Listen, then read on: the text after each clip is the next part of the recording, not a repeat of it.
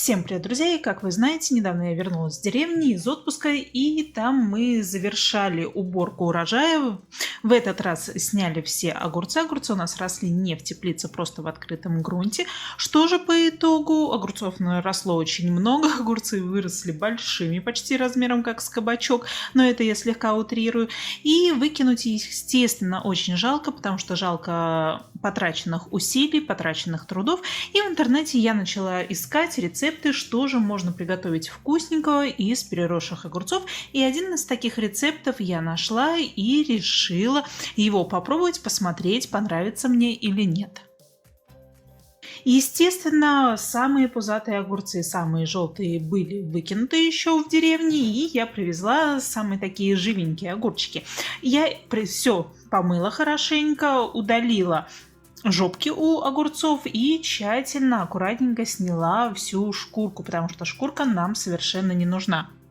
И для этого рецепта мне потребовалось 3-4 килограмма огурцов, но я, как всегда, беру на глаз.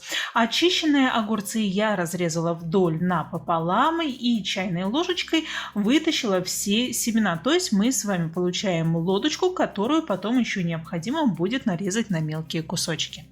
Когда подготовительные работы были завершены, уже приступаю к основной готовке. В кастрюлю я наливаю немного растительного масла, примерно полстакана, и ставлю на маленький огонь. Высыпаю туда мелко нарезанный лук, можно взять одну большую луковицу, у меня же получилось примерно грамм 300 мелкого лука, который еще и измельчила. Также к луку я отправляю и натертую на корейской терке морковь. Ее понадобится примерно полкило, грамм 600 можно взять. И еще нарезала на большие кусочки головку чеснока.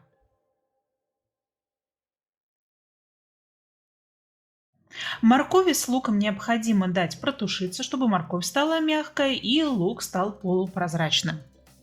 Но потом порциями я ввожу огурцы. Никакой воды добавлять ничего не надо, потому что, как вы сами прекрасно знаете, огурцы сами состоят из воды, и в процессе тушения они дадут сок, которого будет предостаточно. И вот так порциями выкладываю, перемешиваю аккуратненько и даю протушиться 15-20 минут. Еще для большего аромата и пикантности решила добавить несколько листиков лаврового листа. Если вы любите заготовки поострее, можно, конечно, еще добавить и острый перчик, но тут, как говорится, на любителя. Я в этот раз добавлять не стала. И сразу же добавляю соль и сахар. Я в этот раз добавила 1 столовую ложку соли, 2 столовых ложки сахара и все тщательно перемешиваю.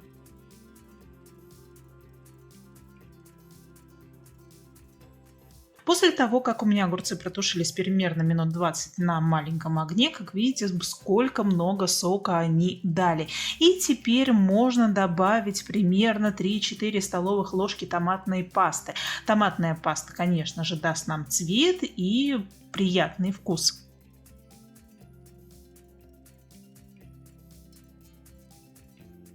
Все тщательно перемешиваю, даю томатной пасте разойтись вместе с соусом и провариваю еще минут 5. В самом конце варки я добавляю примерно 50 мл 9% уксуса и раскладываю по стерилизованным баночкам и также закрываю все крышками.